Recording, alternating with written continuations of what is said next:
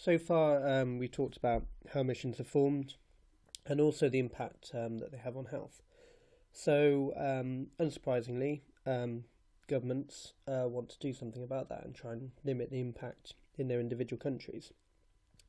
And as you can imagine, different governments have different opinions on this, and it can get quite contentious amongst the world leaders on agreeing a way to tackle or come up with an emission policy. So I'm not going to get into any of that. I'm going to talk about this purely from a UK point of view in terms of the UK's position on emission policy. And also I'm going to go one further actually and talk about Bristol in particular and their plans on tackling emissions. Okay, so firstly, air quality was first recognised in the UK following what was called the Great Smog of 1952. And basically this is a result of burning lots of town gas in the capital, and a fog descended on the capital for many days. Many people died as a result, and many sort of after, due to exacerbated health conditions. As many as 12,000 people in total are thought to have died as a result of the Great Smog. So as a result of that, in 1956, the Clean Air Act was passed, and this introduced a number of measures to reduce air pollution, shut down a few power stations, move them outside London, things like that. But basically we were on the pathway then to kind of recognising that we need to make legislation to ensure that we can maintain the air quality that we desire. And so a number of years later, the Environment Act of 1995 came in, and that led to the implementation of what's called the National Air Quality Strategy in 1997. And basically the aim of this is to provide a framework by which pollutants can be monitored and reduced. Okay. And since 1997, each local authority has been reviewing and assessing the quality of their area, and if the air quality is unlikely to meet the national objectives, and we'll talk about what the national objectives are in a minute, then a plan must be produced. And so this is where we're going to talk about Bristol. So Bristol has its own air quality management area, developed that in 2011, and basically it matches the air quality in Bristol against the national objectives, and this sets daily and annual limits, and we'll see that on the next slide, for pollutants which are hazardous to human health. So you can see a map of Bristol here on the right, and the red area, the red line that's going round, is the boundary of the air quality management area for Bristol. So as you can see, obviously encompasses the centre of Bristol, but not only that, it encompasses a couple of the main arteries into the city. So you can see the M32 here, and the routes out to Bath and Keynsham, etc. So a lot of the major routes, as well as just the town centre. So what are the national air quality objectives? Well, here they are. So you can see that they're looking at particulate matter, okay, so PM 2.5 and PM 10, and you can see that they set not just running averages for the year, but also either in a 24-hour period or even maybe in an hour period, depending on the pollutant and its concentration and severity. So you can see they're looking at it for NOx and sulfur dioxide as well. And this is a concentration that is deemed safe. You should aim to be below that.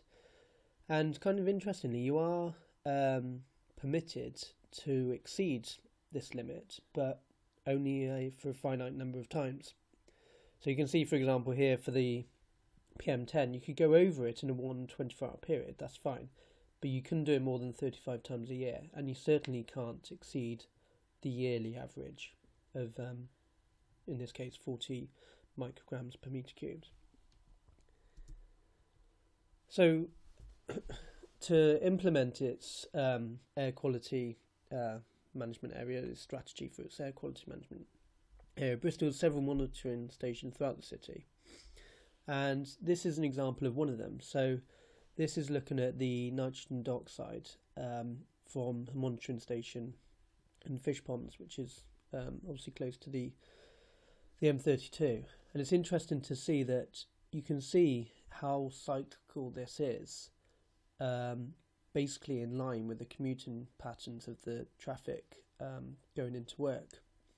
So you can see around the early hours of the morning drops very low, then it ramps up during the morning traffic, drops down at lunchtime. There's another peak in the evening as everyone's going home, down. So you can see it's obviously very closely linked in terms of NOx to the commuting patterns coming in and out of the city. So Bristol do have some plans to tackle this. One of this is the number 72 bus to UE. Basically, this has been replaced by a hybrid bus, pictured here. So this bus has, we'll talk more about hybrids in a different session. But this bus has both electrical power and can power itself from a diesel engine.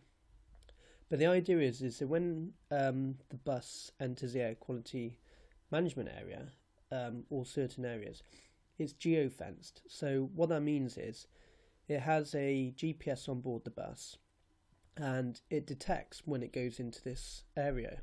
It passes over this invisible fence, and when it does, it will switch from the diesel engine onto the electric motor, so it won't be producing any emissions inside the air quality management area.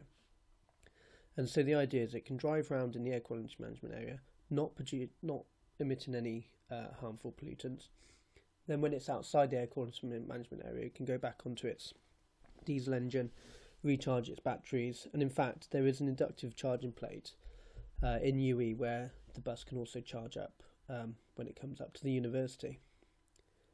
So you can see it's a range of some good ideas, and sort of range of ideas that have been put into to ensure that Bristol meets its air quality management area. On top of the air quality management areas, in the summer of last year, in July 2017, Michael Gove released the UK air quality plan tackling roadside NOx concentrations, and there's a link there if you want to go and look at it. And basically, a lot of people didn't think that it went far enough, but one of the headline grabbing summaries of this plan was the ban of conventional petrol and diesel cars by 2040. Now the key word here is conventional, because this was seized upon by the press saying that it was a total ban on petrol and diesel cars. That's not strictly true. What he meant was conventional, so diesel and petrol cars will still be allowed into town centres, but only in the form of a hybrid, okay, so they can't just be solely petrol or diesel. It didn't introduce a scrappage scheme as many were expecting, but in fact many of the manufacturers were offering it anyway, because they kind of want to try and ensure that they're selling their vehicles, so they've introduced scrappage schemes for diesels themselves.